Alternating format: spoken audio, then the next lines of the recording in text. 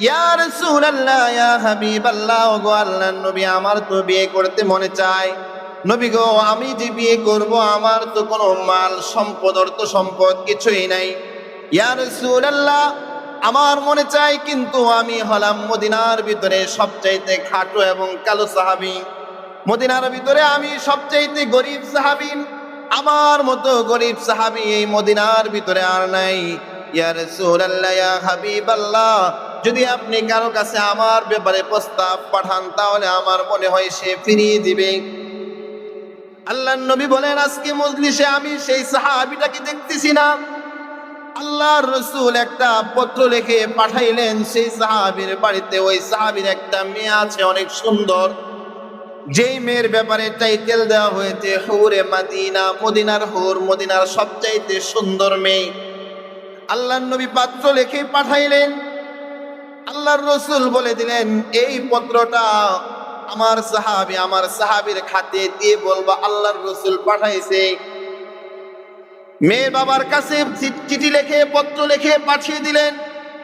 মেয়ের বাবার দরওয়াজার সামনে যখন ওই সাহাবী দরওয়াজা আঘাত করলেন, এমন সময় ভিতর থেকে দরজা খুলে দিয়ে বললেন, কে তুমি, কোথায় থেকে আসলা? তিনি বললেন, আল্লাহর নবী আমাকে পাঠিয়েছেন, মুহাম্মাদুর রাসূলুল্লাহ সাল্লাল্লাহু আলাইহি ওয়াসাল্লাম আমাকে পাঠিয়েছেন, রাসূল আমাকে পাঠিয়েছেন। এই কথা শোনার পরে সাহাবী ডাক দিয়ে তাকে ঘরে বসালেন, মেহমানদারির ব্যবস্থা করলেন। আল্লাহর নবী সাহাবীকে জিজ্ঞাসা করলেন, কেন এসেছো? সাহাবী বলে, আমি কেন এসেছি, আল্লাহর নবী আমাকে একটা পত্র দিয়ে পাঠিয়েছেন। চিঠিটা হাতে নিয়ে দেখে চিঠির মধ্যে লেখা, আমি রাসূল তোমার কাছে বিয়ের প্রস্তাব পাঠালাম। সেই সাহাবী আনন্দে আত্মহারা হয়ে গেলেন, আল্লাহর নবী নাকি আমার মেয়েকে বিয়ে করতে চায়। সাহাবী বলে, না না, আল্লাহর রাসূল তোমার মেয়ের বিয়ে করতে চায় না। নবী আলাইহিস সালাম আমার ব্যাপারে তোমার মেয়ের সাথে বিয়ে দেওয়ার জন্য প্রস্তাব পাঠিয়েছেন। সেই সাহাবী একবার পত্রের দিকে চায়, আবার পাত্রের দিকে চায়। অনেক খাটো মানুষ, আবার কালো, টাকা পয়সা নাই। সবাই জানেন এত গরিব যে পায়ের মধ্যে জুতা পরিধান করবে সেই সামর্থ্য তার নেই। একবার পত্রের দিকে চায়, আবার পাত্রের দিকে চায়। অবাক, প্রস্তাব নিয়ে আসছে, কিছু বলে নাই, ঘরে দৌড়ায় গেছে মহিলা বিবির সাথে পরামর্শ করতে। আমাদের সমাজে বিয়ে শাদী হইলে দেখা যায় সর্বপ্রথম বিয়ে শাদীর ব্যাপারে সবচেয়ে বেশি আলোচনায় থাকে আগে মহিলারা। ঠিক কিনা আওয়াজ দেয়া বল? এই এলাকায় মনে হয় নাই। হ্যাঁ, স্ত্রীর কাছে গেছে, গিয়া বলে, স্ত্রী শোনো, আল্লাহর রাসূল তোমার মেয়ের ব্যাপারে প্রস্তাব পাঠিয়েছেন সেই সাহাবীর সাথে বিয়ের ব্যাপারে, কিন্তু সাহাবী অনেক কালো। সেই স্ত্রী সাথে সাথে তিনি বললেন, ওয়াল্লাহি, আল্লাহর কসম, কচ্ছিন কালেও নয়, এত কালো এবং খাটো সাহাবীর কাছে আমার মেয়েকে আমি বিয়ে দেব না। পাশের রুমে মেয়ে ছিলেন, মেয়ের কানে যখন এই আওয়াজ গেলেন, মেয়ে দৌড়ায় আসছে, এসে বলে, বাবা, মা, কার ব্যাপারে কথা বলতেছো? স্বয়ং আল্লাহর রাসূল সাল্লাল্লাহু আলাইহি ওয়াসাল্লাম যার ব্যাপারে তোমার কাছে প্রস্তাব পাঠিয়েছেন সেই সাহাবী নয়, যিনি প্রস্তাব পাঠিয়েছেন তার দিকে দেখে হলো আমি স্ত্রী হিসাবে সেই স্বামীর স্ত্রী হতে আমি রাজি আছি। সুবহানাল্লাহ। সেই সাহাবী বলতেছে, মা, তুমি তো ছেলে দেখো নাই, ছেলে অনেক কালো, আবার খাটো, অনেক গরিব। বলছে, না, রাসূল পাঠিয়েছেন, ছেলে কেমন সেটা দেখার বিষয় নয়, যে ছেলের ব্যাপারে পাঠিয়েছেন আমি তাকে, তার সাথে বিবাহ বসতে আমি রাজি আছি। সুবহান। বিয়ে হয়ে গেল। হঠাৎ আওয়াজ আসলো মদিনার গলি থেকে, আইনা জুনুদুল্লাহ, হে আল্লাহর সৈনিকরা, কোথায় আছো? মুহাম্মদ সাল্লাল্লাহু আলাইহি ওয়াসাল্লামের সাথে কাফেরদের যুদ্ধের, মুহাম্মদ সাল্লাল্লাহু আলাইহি ওয়াসাল্লামের সাথে কাফেরদের যুদ্ধ শুরু হয়ে, বর্ণনাকারী সাহাবী বলেন আল্লাহর রাসূল সাল্লাল্লাহু আলাইহি ওয়াসাল্লামের সাহাবী জুলাইবি, তিনি ধনুকের নেই দ্রুত গতিতে ঘর থেকে দৌড়িয়ে বের হয়ে জিহাদের ময়দানে চলে গেলেন। জিহাদের ময়দানে যুদ্ধ করতে করতে করতে করতে এক পর্যায়ে তিনি শহীদ হয়ে গেলেন। যুদ্ধ শেষ হয়ে গেল।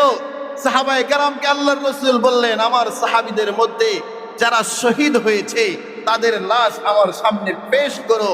তখন হযরত জুলাইবিবের তখন সমস্ত সাহাবীদের লাশ পেশ করা হলো। 7 জন সাহাবী দুনিয়া থেকে বিদায় হয়ে শহীদ হয়ে গেলেন, তাদের লাশ পেশ করা হলো। আল্লাহর রাসূল বললেন, আমি তো আমার বন্ধুকে খুঁজতেছি, আমার বন্ধু আজকে জিহাদের ময়দানে এসে যুদ্ধ করতে করতে শহীদ হয়ে গেছে, আমি আমার বন্ধুর লাশ খুঁজতেছি। সাহাবায়ে কেরাম বললেন, ইয়া রাসূলুল্লাহ, কে আপনার বন্ধু? আল্লাহর রাসূল সাল্লাল্লাহু আলাইহি ওয়াসাল্লাম দেখেন এক কোনায় জুলাইবিবের লাশ পড়ে আছে, চেহারার মধ্যে ধুলিবালু দিয়ে ভরা। কালো সাহাবী শরীরটার ভিতরে তরবারির আঘাতে ক্ষতবিক্ষত হয়ে গেছে। আল্লাহর রাসূল সাল্লাল্লাহু আলাইহি ওয়াসাল্লাম সেই জুলাইবিবকে নিয়ে আসলেন, তার লাশ নিয়ে আসলেন, আর সাহাবীদেরকে বললেন, যাকাক তোমরা বলতেছো কে আমার বন্ধু? আমার বন্ধু হলেন হযরত জুলাইবিব রাদিয়াল্লাহু তাআলা আনহু। সুবহান। আল্লাহর রাসূল বললেন, জুলাইবিবের লাশটা আকাশে নেওয়ার জন্য ফেরেশতাদের ভিতরে প্রতিযোগিতা লেগে গেছে। প্যারে হাজরিন, সেই সাহাবী দ্বীনের পরিচয় দিয়ে দ্বীনের পরীক্ষা দিতে গিয়ে দ্বীন জিন্দার জন্য সেই সাহাবী এত কষ্ট করেছেন। সেই সাহাবী নিজের বাসর ঘরটা যদিও সারা জীবনের স্বপ্ন ছিল, কিন্তু সেই বাসর ঘরের চেয়ে দুনিয়ার চাকচিক্যর চেয়ে সেই সাহাবীর কাছে আল্লাহর রাসূলের মুহাব্বত, আল্লাহর ভালোবাসা সেই সাহাবীর অন্তরে বেশি ছিল। কিনা আওয়াজ দেয়া বল। আজ যদি রাসূলের মুহাব্বত আর ভালোবাসা এর পরিচয় দিতে হয়, আল্লাহর রাসূল সাল্লাল্লাহু আলাইহি ওয়াসাল্লামের মুহাব্বত আর ভালোবাসার জন্য যদি জীবন দিতে হয়, রক্ত দিতে হয়, কোরআনের জন্য যদি রক্ত দিতে হয়, আমি প্রস্তুত। আপনারা কারা কারা প্রস্তুত? ফামান রাগিবা আন সুন্নতি ফালাইসা মিন্নি। রাসূল বলেন, যে ব্যক্তি বিয়ে করা থেকে মুখ ফিরিয়ে নিল, স্বীকার করলো, ফালাইসা মিন্নি, সে আমার উম্মতের অন্তর্ভুক্ত নয়। অতএব বিয়ে শাদী এটাও ইবাদত। হযরত ওমর রাদিয়াল্লাহু তাআলা আনহু তিনি বলেন, যদি আমি এই দুনিয়াতে এই পৃথিবীতে আমি জানতে পারি যে আর মাত্র 3 দিন জীবিত থাকবো, এখনো বিয়ে করি নাই, 3 দিন জীবিত থাকবো, যদি এতটুকু জানতাম তাহলে তারপরও আমি ওমর সাথে সাথে বিয়ে করি। বিয়ের গুরুত্ব কম না বেশি? হযরত ওমর বলেন, ওই যুবককে দেখে, ওই ছেলেকে দেখে আমার ভয় লাগে, যে ছেলে এখনো বিয়ে করে, প্রাপ্তবয়স্ক হয়েছে, সামর্থ্য আছে, এখনো যে বিয়ে করে না বা ফ্যামিলির পক্ষ থেকে বিয়ে করায় না। হযরত ওমর রাদিয়াল্লাহু তাআলা আনহু বলেন, সেই যুবককে দেখে আমার ভয় লাগে। হাদিসে পাকে আমার আপনার নবী, প্যারা নবী সাইয়্যিদুল মুরসালিন মুহাম্মদুর রাসূলুল্লাহ সাল্লাল্লাহু আলাইহি ওয়াসাল্লাম বলে দেন, আন-নিকাহু মিন সুন্নতি, বিয়ে হলো আমার সুন্নত। অন্য হাদিসে রাসূল বলেন, আন-নিকাহু নিসফুল ঈমান, বিয়ে হলো ঈমানের অর্ধেক। আল্লাহর কোন বান্দা বিয়ে শাদী করলো, সে ঈমানের অর্ধেক পরিপূর্ণ করে নিল। অন্য হাদিসে রাসূল বলেন, আন-নিকাহু নিসফুদ্দীন, বিয়ে শাদী হলো দ্বীনের অর্ধেক। যে ব্যক্তি বিয়ে করলো, দ্বীনের অর্ধেকটা সে পুরা করল। যে বিয়ে করলো, সে ঈমানের অর্ধেক পরিপূর্ণ। এজন্য আমাদের সমাজে যে সমস্ত যুবকদের প্রাপ্তবয়স্ক হয়ে গেছে, অনেক যুবক আছে এমন, বাবা মার উপর দায়িত্ব, সন্তানের বয়স 30-35 পর্যন্ত হয়ে গেছে, বিয়ে দেয় না। এমন সন্তান, এমন বাবা মা, দায়িত্বশীলদেরকে আমি বলবো, সন্তানকে অতি দ্রুত বিয়ে করান। যদি সেই সন্তান হালাল জিনিস সামনে না পায়, তাহলে সে হারাম জিনিসটাই ভক্ষণ করবে। ঠিক কিনা? গত জুমায় এটাই বলেছিলাম, হালাল সামনে আসার পরে যদি সে হালালটা না পায়, সে হারামটা ভক্ষণ। এজন্য যাদের বিয়ের বয়স হয়ে গেছে, সেই সমস্ত সন্তানদেরকে আপনারা বিয়ে শাদীর ব্যবস্থা করুন। হযরত এখন বিয়ে কেমন পাত্র দেখে বিয়ে দিবেন, কেমন পাত্রী দেখে বিয়ে দিবেন, সেটাও হাদিসে বলা আছে। আল্লাহর রাসূল বলেন, গত জুমআয় বলেছিলাম, পাত্রীর 4টা গুণ তোমরা দেখবা। 1 নাম্বার, আল্লাহর রাসূল বলেন, তুনকাহুল মারআতু লি 4টা জিনিস দেখবা। 1 নাম্বার, লিমালিহা, তার মাল আছে কিনা। 2 নাম্বার, ওয়ালি জামালিহা, সৌন্দর্য দেখবা। 3 নাম্বার, ওয়ালি হাসাবিহা, তার বংশমর্যাদা দেখবা। 4 নাম্বার, ওয়ালি দীনিহা, তার ভিতরে দিনদারি আছে কিনা, সে দিনদার কিনা, পর্দা করে কিনা, নামাজ পড়ে কিনা, রোজা রাখে কিনা, তার দিনদারি দেখবা। ফাজফার বিজাতিদ দ্বীন, আল্লাহর রাসূল হাদিসের শেষ অংশে বলেন, তোমরা দিনদারিকে প্রাধান্য দাও। সুবহান।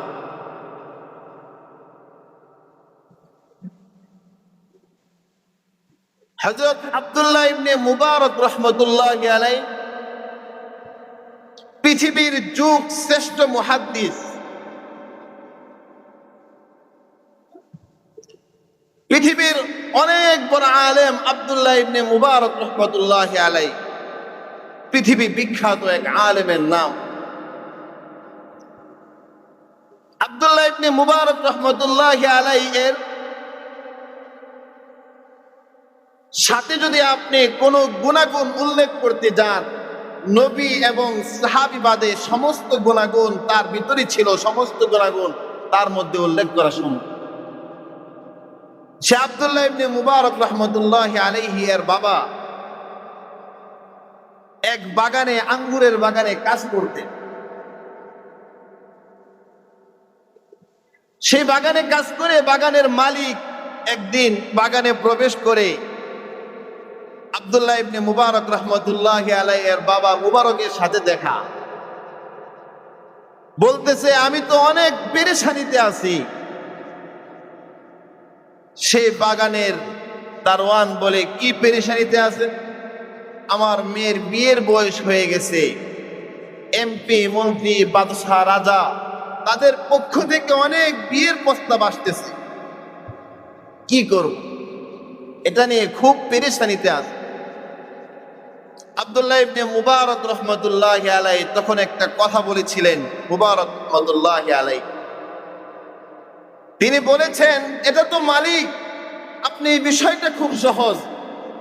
যদি আপনার মেয়েকে আপনি টাকা পয়সা দেখে বিয়ে দিতে চান, তাহলে আপনার মেয়েকে আপনি ইহুদিদের কাছে বিয়ে দেন। আর যদি সৌন্দর্য দেখে বিয়ে দিতে চান, তাহলে খ্রিস্টানের কাছে বিয়ে দেন।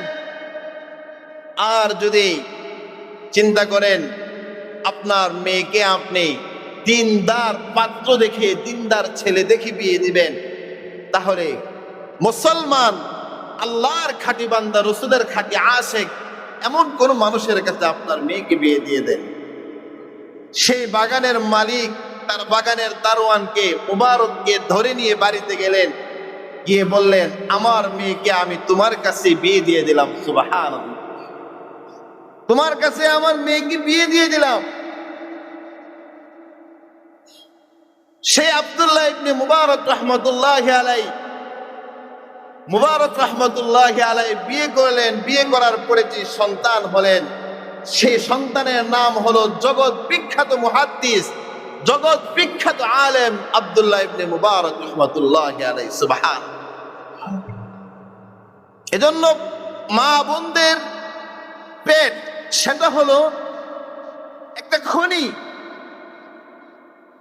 এটার ভিতরে যদি আপনি কোরআন দিয়ে সাজান, তাহলে সেই খনি থেকে কোরআনওয়ালা নেককার সন্তান বের হয়ে আসবে। ঠিক কিনা? আওয়াজ দিয়ে। আর সেটাকে যদি, সেই খনিটাকে যদি আপনি খারাপ জিনিস দিয়ে, ইফতার জলসা, অবৈধ জিনিস দিয়ে, ফেসবুক, টিকটক, ইউটিউব দিয়ে, মোবাইল দিয়ে সাজান, তাহলে সেই ঘর থেকে নেককার সন্তান নয়, সেই ঘর থেকে বদকার সন্তান জন্মাবে। ঠিক কিনা? আওয়াজ দিয়ে বলে। এটাই বাস্তবতা। যদি কোনো মেয়েকে আপনি কোরআন শিক্ষা দেন, ইনসাফ শিক্ষা দেন, ভালো শিক্ষা দেন, তাহলে সেই মেয়ের দৌড় থেকে ইনসাফগার সন্তান বের হয়ে আসে। আল্লাহ তাআলা আমাদেরকে ইনসাফ করার তৌফিক দেন, পড়েন আমিন।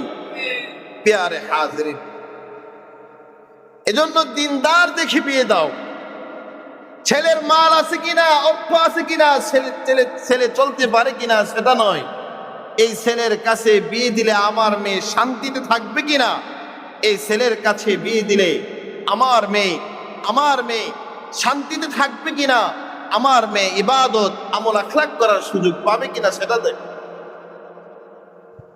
আল্লাহর রাসূল সাল্লাল্লাহু আলাইহি ওয়াসাল্লামের একজন সাহাবী হযরতে জুলাইবিব রাদিয়াল্লাহু তাআলা কিতাবের মধ্যে লিখেন, হযরত জুলাইবিব রাদিয়াল্লাহু তাআলা আনহু অনেক কালো একজন সাহাবী। কালো ঠিক আছে, আবার এত খাটো যে সেই সাহাবী কালো খাটো, আবার বিয়ে করার সামর্থ্য তার নেই। আবার অনেক গরিব মানুষ, পায়ে জুতা পর্যন্ত নাই। আর রাহিকুল মাখদুমের ভিতরে আসছে আব্দুল্লাহ, হযরত রাসূলের সাহাবী জুলাইবিব রাদিয়াল্লাহু তাআলা আনহু, অনেক গরিব সাহাবী। একদিন আল্লাহর রাসূল জিজ্ঞাসা করছে, জুলাইবিব বিয়ে করবেন? বিয়ে করার ইচ্ছা প্রত্যেকটা পুরুষের আছে না নাই? লজ্জা পান কে কে? স্বাভাবিক, যে মানুষটার পুরুষত্ব আছে তার ভিতরে বিয়ে করার একটা সময় এসে তার ভিতরে বিয়ের একটা চাহিদা জাগে। আল্লাহর রাসূল জিজ্ঞাসা আল্লাহর রাসূল সাল্লাল্লাহু আলাইহি ওয়াসাল্লাম জুলাইবিবকে জিজ্ঞাসা, তোমার কি বিয়ে করতে মনে চায় না? হযরত জুলাইবিব ডাক দিয়ে বলেন, ইয়া রাসূলুল্লাহ, ইয়া হাবিবাল্লাহ, ওগো আল্লাহর নবী, আমার তো বিয়ে করতে মনে চায়। নবী গো, আমি যে বিয়ে করব আমার তো কোনো মাল সম্পদ, অর্থ সম্পদ কিছুই নাই। ইয়া রাসূলুল্লাহ, আমার মনে চায়, কিন্তু আমি হলাম মদিনার ভিতরে সবচাইতে খাটো এবং কালো সাহাবী। মদিনার ভিতরে আমি সবচাইতে গরিব সাহাবী। আমার মতো গরিব সাহাবী এই মদিনার ভিতরে আর নাই। ইয়া রাসূলুল্লাহ, ইয়া হাবিবাল্লাহ, যদি আপনি কারো কাছে আমার ব্যাপারে প্রস্তাব পাঠান তাহলে আমার মনে হয় সে ফিরিয়ে দিবে। আল্লাহর নবী বলেন, আজকে মজলিসে আমি সেই সাহাবীটাকে দেখতেছি না। আল্লাহর রাসূল একটা পত্র লিখে পাঠাইলেন সেই সাহাবীর বাড়িতে। ওই সাহাবীর একটা মেয়ে আছে অনেক সুন্দর, যেই মেয়ের ব্যাপারে টাইটেল দেওয়া হয়েছে হুরে মাদিনা, মদিনার হুর, মদিনার সবচাইতে সুন্দর মেয়ে। আল্লাহর নবী পাত্র লিখে পাঠাইলেন। আল্লাহর রাসূল বলে দিলেন, এই পত্রটা আমার সাহাবীর খাতে দিয়ে বলবা আল্লাহর রাসূল পাঠাইছে। মেয়ের বাবার কাছে চিঠি লিখে পত্র লিখে পাঠিয়ে দিলেন। মেয়ের বাবার দরওয়াজার সামনে যখন ওই সাহাবীর দরওয়াজা আঘাত করলেন, এমন সময় ভিতর থেকে দরজা খুলে দিয়ে বললেন, কে তুমি, কোথায় থেকে আসলা? তিনি বললেন, আল্লাহর নবী আমাকে পাঠিয়েছেন, মুহাম্মাদুর রাসূলুল্লাহ সাল্লাল্লাহু আলাইহি ওয়াসাল্লাম আমাকে পাঠিয়েছেন, রাসূল আমাকে পাঠিয়েছেন। এই কথা শোনার পরে সাহাবী ডাক দিয়ে তাকে ঘরে বসালেন, মেহমানদারির ব্যবস্থা করলেন। আল্লাহর নবী সাহাবীকে জিজ্ঞাসা করলেন, কেন এসেছো? সাহাবী বলে, আমি কেন এসেছি, আল্লাহর নবী আমাকে একটা পত্র দিয়ে পাঠিয়েছেন। চিঠিটা হাতে নিয়ে দেখে চিঠির মধ্যে লেখা, আমি রাসূল তোমার কাছে বিয়ের প্রস্তাব পাঠালাম। সেই সাহাবী আনন্দে আত্মহারা হয়ে গেলেন, আল্লাহর নবী নাকি আমার মেয়েকে বিয়ে করতে চায়। সাহাবী বলে, না না, আল্লাহর রাসূল তোমার মেয়ের বিয়ে করতে চায় না। নবী আলাইহিস সালাম আমার ব্যাপারে তোমার মেয়ের সাথে বিয়ে দেওয়ার জন্য প্রস্তাব পাঠিয়েছেন। সেই সাহাবী একবার পত্রের দিকে চায়, আবার পাত্রের দিকে চায়। অনেক খাটো মানুষ, আবার কালো, টাকা পয়সা নাই। সবাই জানেন এত গরিব যে পায়ের মধ্যে জুতা পরিধান করবে সেই সামর্থ্য তার। একবার পত্রের দিকে চায়, আবার পাত্রের দিকে চায়। অবাক, প্রস্তাব নিয়ে আসছে, কিছু বলে নাই, ঘরে দৌড়ায় গেছে মহিলা বিবির সাথে পরামর্শ করতে। আমাদের সমাজে বিয়ে শাদী হইলে দেখা যায় সর্বপ্রথম বিয়ে শাদীর ব্যাপারে সবচেয়ে বেশি আলোচনায় থাকে আগে মহিলারা। ঠিক কিনা আওয়াজ দেওয়া বল? এই এলাকায় মনে হয় নাই, হ্যাঁ? স্ত্রীর কাছে গেছে, গিয়া বলে, স্ত্রী শোনো, আল্লাহর রাসূল তোমার মেয়ের ব্যাপারে প্রস্তাব পাঠিয়েছেন সেই সাহাবীর সাথে বিয়ের ব্যাপারে, কিন্তু সাহাবী অনেক কালো। সেই স্ত্রী সাথে সাথে তিনি বললেন, আল্লাহি, আল্লাহর কসম, কচ্ছিন কালেও নয়, এত কালো এবং খাটো সাহাবীর কাছে আমার মেয়েকে আমি বিয়ে দেব না। পাশের রুমে মেয়ে ছিলেন, মেয়ের কানে যখন এই আওয়াজ গেলেন, মেয়ে দৌড়ায় আসছে, এসে বলে, বাবা, মা, কার ব্যাপারে কথা বলতেছো?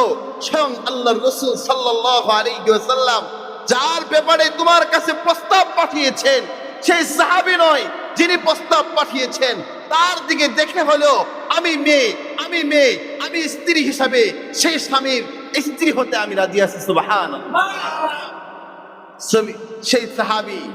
সেই সাহাবী বলতেছে, মা, তুমি তো ছেলে দেখো নাই, ছেলে অনেক কালো, আবার খাটো, অনেক গরিব।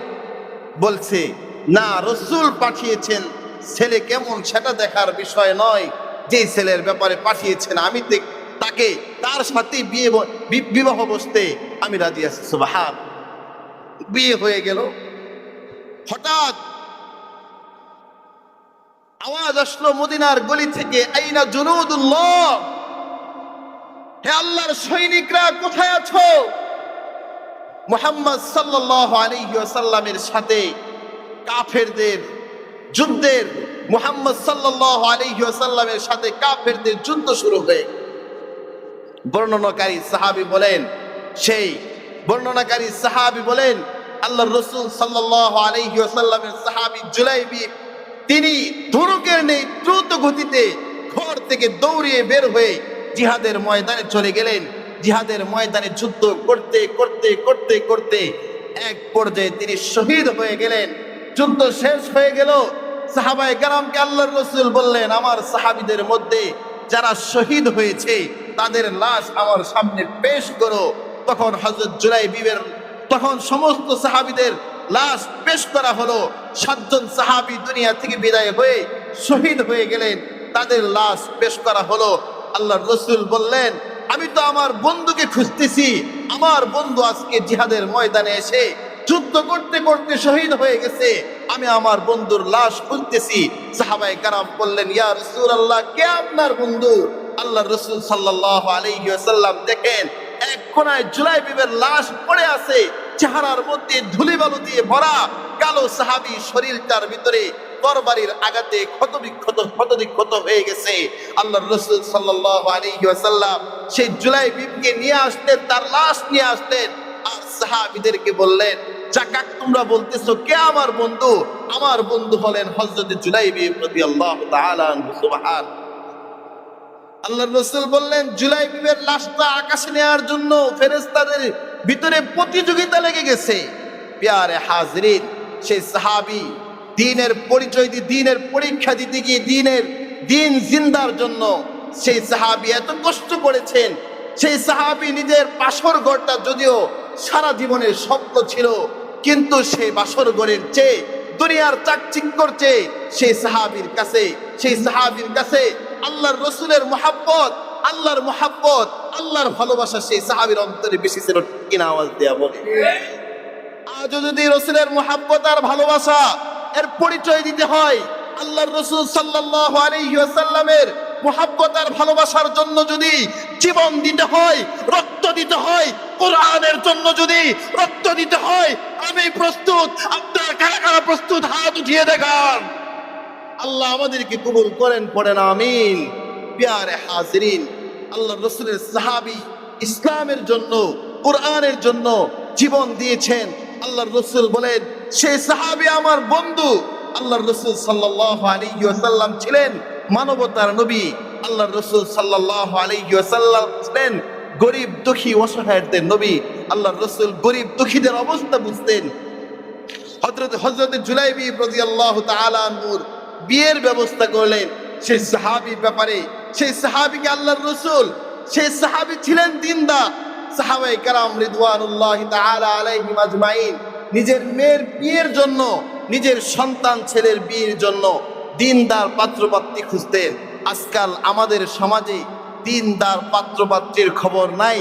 সমাজের অধিকাংশ মানুষ আজকে বিয়ের পাত্রী খুঁজতে গিয়ে আগে দেখে ক্ষমতা আছে কিনা, তারপর দেখে টাকা আছে কিনা। ঠিক কিনা? আওয়াজ দিয়ে কষ্ট পাইছেন কথাটা? খুব হার্ড কথা বলে ফেললাম। আল্লাহর রাসূল সাল্লাল্লাহু আলাইহি ওয়াসাল্লাম বলেছেন, দিনদারিকে প্রাধান্য দাও, মালকে আর ক্ষমতাকে নয়। কিন্তু সাহাবায়ে কেরাম রিদওয়ানুল্লাহি তাআলা আলাইহিম আজমাইন নিজের দ্বীনকে প্রাধান্য দিয়েছেন, ইসলামকে প্রাধান্য দিয়েছে। এজন্য আল্লাহর রাসূল সাল্লাল্লাহু আলাইহি ওয়াসাল্লাম যুবকদেরকে নসিহত করেন, হে যুবকেরা, তোমাদের যাদের বিয়ের বয়স হয়ে গেছে, আল্লাহর রাসূল বলেন, ইয়া মাশারাস শাবাব, হে পৃথিবীর পুরুষেরা, হে পৃথিবীর যুবকেরা, মানিস্তাতা মিনকুমুল বাতা ফালইয়াতাজাওয়াজ, হে যুবকেরা, তোমরা যারা সামর্থ্য রাখো স্ত্রীর ভরণ পোষণ, স্ত্রীর চাহিদা পুরা করার সামর্থ্য রাখো, আল্লাহর রাসূল বলেন, মানিস্তাতা মিনকুমুল বাতা ফালইয়াতাজাওয়াজ, তাহলে তোমরা বিয়ে করে ফেলো। কেননা ফাইন্নাহু আগাদ্দু লিল বাসর, বিয়ে তোমার চক্ষুকে গুনাহের কাছ থেকে হেফাজত করবে। সুবহান। তুমি যদি বিয়ে করো তাহলে তোমার চোখ বাহিরের পরনারীর দিকে যাবে না, তোমার ভিতরে ভয় থাকবে, আমার ঘরে স্ত্রী আছে, বাহিরের ভিন মেয়ের দিকে আমার নজর যাবে না। তোমার ভিতরে এতটুকু আসবে যে আমার ঘরে না স্ত্রী আছে, আমার তো সন্তান আছে। এজন্য রাসূল বলেন, ফাইন্নাহু আগাদ্দু লিল বাসর, এক নাম্বার হলো যদি বিয়ে করো তাহলে তোমার চোখকে আল্লাহ তাআলা হেফাজত করবেন তোমার নেককার স্ত্রীর মাধ্যমে। সুবহানাল্লাহ। দুই নাম্বার, ওয়া আহসানু লিল ফারজ, দুই নাম্বার আল্লাহ তাআলা তোমার লজ্জাস্থানকে হেফাজত করবেন। তুমি যদি বিয়ে করো তাহলে তোমার লজ্জাস্থান, তুমি তোমার শরীর, তুমি তোমার যৌবিক চাহিদা সঠিক জায়গায় ব্যয় হবে, হারাম জায়গায় নয়, হালাল জায়গায় ব্যয় হবে। ঠিক কিনা? আওয়াজ দিয়া বলে। বিয়ে না করলে তোমার নজর যাবে ভিন মেয়ের দিকে, সম্পর্ক করতে চাবে ভিন মেয়ের দিকে, রাত কাটানোর মনে চাবে ভিন মেয়ের সাথে, রাত কাটানোর মনে চাবে তোমার বিভিন্ন রিসিটে, বিভিন্ন জায়গায়। এজন্য আল্লাহর রাসূল বলেন, হে যুবকেরা, সামর্থ্য আছে, টাকা পয়সা আছে, অর্থ আছে, স্ত্রীকে লালন পালন করার মতো সামর্থ্য আছে, আমি রাসূল বলি বিয়ে করে ফেলো। করলে তোমার চোখে আল্লাহ তাআলা হেফাজত করবেন। ওয়া আহসানু লিল ফারজ, তোমার লজ্জাস্থানকে আল্লাহ তাআলা হেফাজত করবেন। এবার যে পুরুষ বিয়ে করার সামর্থ্য রাখো না, আল্লাহর রাসূল সাল্লাল্লাহু আলাইহি ওয়াসাল্লাম বলেন, হে যুবকেরা, তোমাদের মধ্যে যে পুরুষ বিয়ে করার সামর্থ্য রাখো না, আল্লাহর রাসূল বলেন, ওমান লাম ইস্তাতি ফালাইহি বিসসাওম ফাইন্নাহু লাহু বিজা, হে আমার উম্মতেরা, বিয়ে করার সামর্থ্য যে যুবকদের নাই, যাদের নাই, যাদের এখনো সামর্থ্য হয়ে ওঠে না, তোমরা রোজা রাখো। ফাইন্নাহু বিজা, রোজা তোমাকে খারাপ চাহিদা, খারাপ কামবাসনা থেকে তোমাকে হেফাজত রাখবে। সুবহানাল্লাহ। প্রিয় হাজিরিন, এজন্য আল্লাহ তাআলার হুকুম কামগুলো আমরা মানবো। আল্লাহ তাআলা নসিহত করেন, আল্লাহ তাআলা নসিহত করেন। আল্লাহ তাআলা বলেন, হে পৃথিবীর পুরুষেরা, আমি আল্লাহ তাআলা তোমাদেরকে বলে দেই, তোমরা স্ত্রীর কাছে দুইটা জিনিস চাইবা, স্ত্রী তোমাদেরকে দুইটা জিনিস দিবে। লিতাসকুনু ইলাইহা, এক নাম্বার, তোমরা স্ত্রীদের কাছে শান্তি চাও, স্ত্রীদের কাছে তোমরা শান্তি চাও। দুই নাম্বার, ওয়াজআলা বাইনাকুম মাওয়াদ্দাতা ওয়া রাহমা, তোমরা স্ত্রীর কাছে দুই নাম্বার ভালোবাসা চাও। এক নাম্বার শান্তি চাও, স্ত্রীর কাছে যখন তোমরা যাইবা তোমরা শান্তি পাবা। দুই নাম্বার, ওয়াজআলা বাইনাকুম মাওয়াদ্দাতা ওয়া রাহমা, স্ত্রীর কাছে ভালোবাসা চাও, স্ত্রীর কাছে তোমরা দয়া চাও, রহম চাও। আল্লাহ তাআলা আমাদেরকে যেন স্ত্রীদের সাথে ভালো ব্যবহার করতে পারি সেই তৌফিক দান করেন, পড়েন আমিন। আল্লাহর রাসূল সাল্লাল্লাহু আলাইহি, আল্লাহ তাআলা অন্য আয়াতে পুরুষদেরকে সুপারিশ করতেছেন, ওয়াশিরুহুন্না বিল মারুফ, হে পৃথিবীর পুরুষেরা, আমি আল্লাহ তাআলা তোমাদেরকে সুপারিশ করতেছি। ফাইন কারিহতুমুহুন্না ফাআসা আন তাকরাহু শাইআ, তুমি বিয়ে করে ফেলেছো, বিয়ের পরে স্বাভাবিকভাবে দাম্পত্য জীবনে ঝগড়া হবে, দাম্পত্য জীবনে একটু এদিক সেদিক হতে পারে, হবেই। আল্লাহ তাআলা বলেন, ওয়াশিরুহুন্না বিল মারুফ ফাইন কারিহতুমুহুন্না ফাআসা আন তাকরাহু শাইআ, আল্লাহ তাআলা বলেন, তোমাদের স্ত্রীদের মধ্যে তোমাদের স্ত্রীর কোনো কিছু তোমাদের কাছে ভালো না লাগতে পারে, আমি আল্লাহ তাআলা বলি স্ত্রীর কোনো কিছু তোমাদের কাছে ভালোই লাগবে না, না লাগতে পারে, আমি আল্লাহ তাআলা বলি ফাইন কারিহতুমুহুন্না ফাআসা আন তাকরাহু শাইআ ওয়া ইয়াজআলাল্লাহু ফীহি খায়রান কাসীরা। স্ত্রীর কোনো কিছুই তোমার কাছে ভালো লাগলো না, আমি আল্লাহ তাআলা ঘোষণা দিলাম ওয়া ইয়াজআলাল্লাহু ফীহি খায়রান কাসীরা, কিন্তু আমি আল্লাহ তাআলা এই স্ত্রীর ভিতরেই, তোমার সেই হালাল স্ত্রীর ভিতরেই তোমার জন্য আমি আল্লাহ তাআলা কল্যাণ রেখেছি, শুধু কল্যাণ নয় অধিক কল্যাণ রেখেছি। সুবহানাল্লাহ। আল্লাহ সুপারিশ করে বলেন ওয়াশিরুহুন্না বিল মারুফ, হে পৃথিবীর পুরুষেরা তোমাদের কাছে আমি আল্লাহ সুপারিশ করি ফাইন কারিহতুমুহুন্না ফাআসা আন তাকরাহু শাইআ। স্ত্রীর কোনো কিছু ভালো লাগবে না তোমার কাছে, ঝগড়া হবে, যদি সেই স্ত্রীর সাথে তোমরা সংসার করতে পারো, আমি আল্লাহ তাআলা বলি ওয়া ইয়াজআলাল্লাহু ফীহি খায়রান কাসীরা, সেই স্ত্রী তোমাদের জন্য অধিকতর কল্যাণ। আল্লাহ তাআলা আমাদেরকে আমাদের স্ত্রীদেরকে কবুল করে নেন, পড়েন আমিন। আমাদের আজকাল যুব সমাজকে জিজ্ঞাসা করলে বিয়ে শাদী করো না, বিয়ে শাদী করতেছো, কেমন প্রস্তুতি নিলা? বলে যে হুজুর ফ্ল্যাট, বলে যে হুজুর আমার রুমটা হুজুর মোটামুটি গোছানো শেষ, বিয়ের মার্কেটও করা শেষ, হুজুর অনেকটাই মার্কেট হয়ে গেছে, অল্প কিছু মার্কেট হয়ে গেছে, এটা বিয়ের প্রস্তুতি? বলেন, নাকি আমার সন্তানকে আমি শিখাবো যে আদর্শ সন্তান, আদর্শ স্বামীকে, আদর্শ স্ত্রীকে, আদর্শ স্বামী, আদর্শ স্ত্রীর পরিচয় আমার সন্তানকে আমি শিখাবো? তারপর বিয়ে করার কিছুদিন পরে সেই সন্তান, সে বিয়ে করার কিছুদিন পরে স্বামী স্ত্রীর মাঝে নেককার সন্তান আসবে, তখন আবার তাদের ভিতরে আরেকটা শিক্ষা আসবে, আদর্শ বাবাকে, আদর্শ মাকে। যখন সন্তান বড় হবে আস্তে আস্তে তার ভিতরে আরেকটা শিক্ষা আসবে, আদর্শ পরিবার কি, আদর্শ পরিবার কি, আদর্শ সমাজ কি, সেটা আমার এই সমাজের মানুষের সামনে ফুটিয়ে তুলতে হবে। না, বিষয়টা এমন নয়, আজকাল ভিন্ন হয়ে গেছে। আমরা মনে করি বিয়ের প্রস্তুতি মানে মার্কেট করা, বিয়ের প্রস্তুতি মানেই হলো বাড়িঘর করা। আল্লাহ তাআলা আমাদেরকে সঠিক বুঝ দান করেন, পড়েন আমিন। মাঝে মাঝে নিজের স্ত্রীর ব্যাপারে একটু প্রশংসা করুন। কি করবেন? প্রশংসা করবেন, স্ত্রীর প্রশংসা করবেন, ভালো দিকগুলো আলোচনা করবেন, বলবেন আজকে তোমার এই বিষয়টা ভালো লাগছে, আজকে খাবার পাকাইছো ভালো লাগছে। অনেক পুরুষ আছে ব্যবসা বাণিজ্যের ক্ষেত্র সম্পর্ক, তার সাথে দেখা যায় খুব ভালোভাবে কথা বলে, আর যত খারাপ ব্যবহার আর যত অশ্লীল ব্যবহার আছে সব স্ত্রীর সাথে। কেন? তোমার স্ত্রী, তোমার সন্তান হলো তোমার মূল, তাদের সাথে তো তুমি খারাপ আচরণ করতে পারো না। স্ত্রীর সন্তানের সাথে ভালো ব্যবহার করতে হবে। ব্যবসায়িক পার্টনারের সাথে আপনি যেমন সুন্দরভাবে কথা বলেন, না জানি এদিক সেদিক হলে সে কষ্ট পায়, ঠিক আপনার স্ত্রীর সন্তানের সাথে এর চেয়েও ভালোভাবে আপনার কথা বলতে হবে। স্ত্রী সন্তানের সাথে ভালো ব্যবহার করতে রাজি আছি কারা কারা? হাত উঠিয়ে দেখ।